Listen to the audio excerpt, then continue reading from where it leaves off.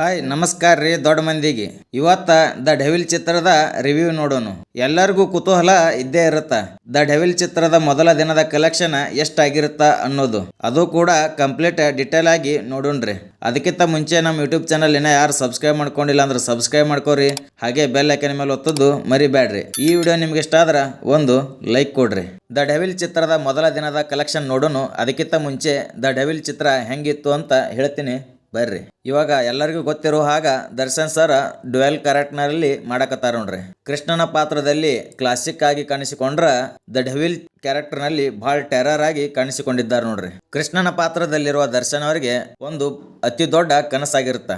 ಆ ನನಸು ಆಗುತ್ತೋ ಇಲ್ಲೋ ಎಂಬುದು ನೀವು ಥಿಯೇಟ್ರಿಗೆ ಹೋಗಿ ನೋಡ್ರಿ. ಧನುಷ್ ಕ್ಯಾರೆಕ್ಟರ್ ಬಗ್ಗೆ ಮಾತಾಡಬೇಕಪ್ಪ ಅಂದ್ರ ಡೈರೆಕ್ಟ್ ಆಗಿ ಹೇಳ್ಬೋದು ಡೆವಿಲ್ ಅಂತ. ದರ್ಶನ್ ಅವ್ರ ಮೇಲೆ ಬೆಳ್ಳಿ ಪರದೆ ಮೇಲೆ ನೋಡಕ್ಕೆ ಒಂದು ಹಬ್ಬ ನೋಡ್ರಿ. ದರ್ಶನ್ ಅವರ ಚಿತ್ರದಲ್ಲಿ ಅದಾರಪ್ಪ ಅಂದ್ರ ಅವರು ಒನ್ ಸೈಡೆಡ್ ಆಗಿ ಕ್ಯಾರಿ ಮಾಡ್ಕೊಂಡು ಹೋಗಿರ್ತಾರ ಮೂವಿನ. ದ ಡೆವಿಲ್ ಇದೊಂದು ಪೊಲಿಟಿಕಲ್ ಬ್ಯಾಕ್ ಗ್ರೌಂಡ್ ಸಿನಿಮಾ ಆಗಿದ್ದು ಸಿಎಂ ಕುರ್ಚಿಗಾಗಿ ಏನೆಲ್ಲ ಮಾಡ್ಬೇಕಾಗುತ್ತ ಅನ್ನೋದು ಈ ಚಿತ್ರದಲ್ಲಿ ಬಹಳ ಚಂದ ತೋರಿಸಿಕೊಟ್ಟಿದ್ದಾರೆ ನೋಡ್ರಿ. ಇವಾಗೂ ಕರ್ನಾಟಕದಾಗ ಸಿಎಂ ಕುರ್ಚಿಗಾಗಿ ದೊಡ್ಡ ಜಗಳ ನಡಾಕತ್ತಾವ, ಗೊತ್ತಿರಬಹುದು ನಿಮ್ಗೆ ಎಲ್ಲರಿಗೂ. ಫಸ್ಟ್ ಹಾಫ್ ಸ್ವಲ್ಪ ಕಾಮಿಡಿ, ಸ್ವಲ್ಪ ಲವ್, ಸ್ವಲ್ಪ ಆಕ್ಷನ್ ಇತ್ತು ನೋಡ್ರಿ. ಸೆಕೆಂಡ್ ಹಾಫ್ ಕಂಪ್ಲೀಟ್ಲಿ ಆಕ್ಷನ್ ಅನ್ಬಹುದು. ಅಜನೀಶ್ ಲೋಕನಾಥ್ ಅವರ ಬಿಜಿಎಂ ಬಹಳ ಚಂದ ವರ್ಕ್ ಆಗ್ಯದ ನೋಡ್ರಿ. ಅಜನೀಶ್ ಲೋಕನಾಥ್ ಅವರು ಬಿಜಿಎಂ ಒಳಗ ಸ್ಕೋರ್ ಮಾಡ್ಯಾರ ಅಂತಾನೆ ಹೇಳಬಹುದು. ಚಿತ್ರದ ಕತೆ ಹಳೆ ಆಗಿದ್ದರೂ ಕೂಡ ಅದನ್ನ ಸ್ಕ್ರೀನ್ ಮೇಲೆ ಹೇಗೆ ತಂದಿದ್ದಾರೆ ಅನ್ನೋದು ಬಹಳ ಇಂಪಾರ್ಟೆಂಟ್ ಆಗುತ್ತೆ.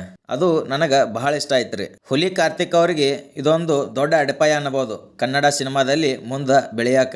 ಯಾಕಂದ್ರ ಅವರು ಈ ಚಿತ್ರದಲ್ಲಿ ದರ್ಶನ್ ಅವರ ಸ್ನೇಹಿತನಾಗಿ ಆಕ್ಟಿಂಗ್ ಮಾಡಿದ್ದಾರೆ ನೋಡ್ರಿ. ಗಿಲ್ಲಿ ನಟ ಏನ್ ಗುರು ನೀನು ಎಲ್ಲಿದ್ರು ನೀ ಎಲ್ಲಿರ್ತೀಯ ಅಲ್ಲಿ ನಗು ಇದ್ದೇ ಇರುತ್ತ ನೋಡು. ಗಿಲ್ಲಿ ನಟನಿಗೂ ಈ ರೇಂಜಿಗೆ ಫ್ಯಾನ್ ಫಾಲೋ ಅನ್ನೋದು ಇವತ್ತು ಯಾರ್ಯಾರು ಥಿಯೇಟರ್ಗೆ ಹೋಗಿರ್ತಾರಲ್ಲ ಅವ್ರಿಗೆ ಎಲ್ಲರಿಗೂ ಗೊತ್ತಾಗಿರುತ್ತ. ರಚನಾ ರೈ ಅವರು ಕೂಡ ಸ್ಕ್ರೀನ್ ಮೇಲೆ ಬಹಳ ಚಂದ ಕಾಣಿಸಿದ್ದಾರೆ ನೋಡ್ರಿ. ಹಾಗೂ ಅಷ್ಟೇ ಮಸ್ತ್ ಆಕ್ಟಿಂಗ್ ಕೂಡ ಮಾಡಿದ್ದಾರೆ. ಕನ್ನಡ ಚಿತ್ರರಂಗದಲ್ಲಿ ಅವರಿಗೆ ಬಹಳ ಚಂದ ಫ್ಯೂಚರ್ ಅದ. ನಮ್ಮ ಕನ್ನಡ ಇಂಡಸ್ಟ್ರಿಯನ್ನು ಬಿಟ್ಟು ಹೋಗದೇ ಇದ್ರೆ ಸಾಕು. ಅಚ್ಯುತ್ ಕುಮಾರ್ ಸರ್ ಯಾವ ಪಾತ್ರ ಕೊಟ್ರು ಅದು ನೀರ್ ಕುಡ್ದಂಗ್ ಮಾಡ್ತಿರಲ್ಲ ಸರ್ ನೀವು, ಬೆಂಕಿ. ಬಿಗ್ ಬಾಸಿನ ವಿನಯ್ ಗೌಡ ಅವರ ರೋಲ್ ಅಷ್ಟೇ ಅದ ಅಂತ ಹೇಳ್ಬೋದು ನೋಡ್ರಿ. ಇದೊಂದು ಕಂಪ್ಲೀಟ್ ಫ್ಯಾಮಿಲಿ ಕುತ್ಕೊಂಡು ನೋಡುವಂತ ಸಿನಿಮಾ. ಯಾವುದೇ ತರ ವಲ್ಗರ್ ವರ್ಡ್ಗಳಿಲ್ಲ, ಡಬಲ್ ಮೀನಿಂಗ್ ಇಲ್ಲ, ಕಾಮಿಡಿ, ಲವ್, ಕುರ್ಚಿಗಾಗಿ ಏನೆಲ್ಲ ಹೊಡೆದಾಟ ಅನ್ನೋದೇ ಈ ಚಿತ್ರದ ಸ್ಟೋರಿ. ದರ್ಶನ್ ಅವರನ್ನ ಕಣ್ತುಂಬಾ ತುಂಬ್ಕೋಬಹುದು ನೋಡ್ರಿ ಈ ಚಿತ್ರದಲ್ಲಿ. ಈ ಮೂವಿ ಒಳಗ ನನಗ ಕೆಲವೊಂದು ನೆಗೆಟಿವ್ ಪಾಯಿಂಟ್ಸ್ ಕಂಡು.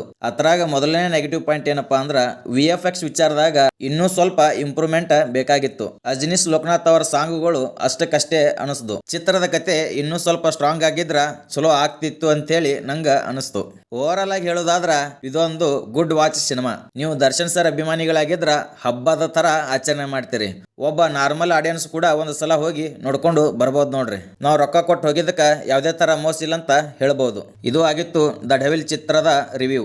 ಇವಾಗ ದ ಡೆವಿಲ್ ಚಿತ್ರದ ಮೊದಲ ದಿನದ ಕಲೆಕ್ಷನ್ ಏನಂತ ನೋಡೋಣ ಬರ್ರಿ. ಈ ವಿಡಿಯೋ ನಿಮ್ಗೆ ಇಷ್ಟ ಆದ್ರ ಲೈಕ್ ಕೊಡೋದು ಮರಿಬೇಡ್ರಿ. ಮತ್ತ ಡೆವಿಲ್ ಚಿತ್ರದ ಬರೇ ಓನ್ಲಿ ಸಿಂಗಲ್ ಸ್ಕ್ರೀನ್ಗಳ ಲೆಕ್ಕ ನೋಡೋದಾದ್ರ 8 ಕೋಟಿಗೂ ಅಧಿಕ ಗಳಿಸ್ಯಾದ್ರಿ. ಇನ್ನು ಮಲ್ಟಿಪ್ಲೆಕ್ಸ್, ಐನಾಕ್ಸ್, ಸಿಟಿ ಮಾಲ್ ಇವೆಲ್ಲ ಕನ್ಸಿಡರ್ ಮಾಡಿದ್ರ ಮೊದಲ ದಿನದ ಕಲೆಕ್ಷನ್ 20 ರಿಂದ 25 ಕೋಟಿ ಗಳಿಕೆ ಮಾಡ್ಯದಂತಾನೆ ಹೇಳಬಹುದು. ಸ್ಯಾಟರ್ಡೆ ಮತ್ತು ಸಂಡೇ ಇನ್ನೂ ಹೆಚ್ಚು ಗಳಿಕೆ ಮಾಡುವಂತ ಎಲ್ಲ ಲಕ್ಷಣಗಳು ಅದಾವ ನೋಡ್ರಿ. ಯಾಕಪ್ಪ ಅಂದ್ರ ಶನಿವಾರ ಮತ್ತು ಭಾನುವಾರ ಎಲ್ಲಾ ಸರ್ಕಾರಿ ಉದ್ಯೋಗಿಗಳಾಗಿರ್ಬೋದು, ಬೆಂಗಳೂರಿನಲ್ಲಿ ವರ್ಕ್ಸ್ ಮಾಡುವಂತ ಡಿ ಬಾಸ್ ಅಭಿಮಾನಿಗಳಾಗಿರ್ಬೋದು ಎಲ್ಲರಿಗೂ ಸುಟ್ಟಿ ಸಿಗತ್ತ. ಸೊ ಹಾಗಾಗಿ ಶನಿವಾರ ಮತ್ತು ರವಿವಾರ ಇನ್ನೂ ಹೆಚ್ಚು ಗಳಿಕೆ ಮಾಡುವಂತ ಲಕ್ಷಣಗಳು ಅದಾವ. ಕನ್ನಡ ಚಿತ್ರರಂಗದಲ್ಲಿ ಓನ್ಲಿ ಕರ್ನಾಟಕದಾಗ ಎಷ್ಟು ಗಳಿಸಿದ್ದು ಇದೊಂದು ಗುಡ್ ಅಂತಾನೆ ಹೇಳಬಹುದು ನೋಡ್ರಿ. ಇನ್ನ ದ ಡೆವಿಲ್ ಚಿತ್ರ ಯಾರ್ಯಾರು ನೋಡಿಲ್ಲ ಹೋಗಿ ಥಿಯೇಟ್ರಿಗೆ ಹೋಗಿ ನೋಡ್ರಿ. ಈ ವಿಡಿಯೋ ನಿಮ್ಗೆ ಇಷ್ಟ ಆದ್ರ ಒಂದು ಲೈಕ್ ಕೊಡ್ರಿ. ಇನ್ನ ನಮ್ಮ ಯೂಟ್ಯೂಬ್ ಚಾನಲ್ ಯಾರು ಸಬ್ಸ್ಕ್ರೈಬ್ ಮಾಡ್ಕೊಂಡಿಲ್ಲ ಸಬ್ಸ್ಕ್ರೈಬ್ ಮಾಡ್ಕೋರಿ. ಹಾಗೆ ಬೆಲ್ ಐಕನ್ ಮೇಲೆ ಒತ್ತೋದು ಮರಿಬೇಡ್ರಿ. ಮತ್ತೆ ಸಿಗೋಣ ಮುಂದಿನ ವಿಡಿಯೋದಲ್ಲಿ. ಧನ್ಯವಾದ.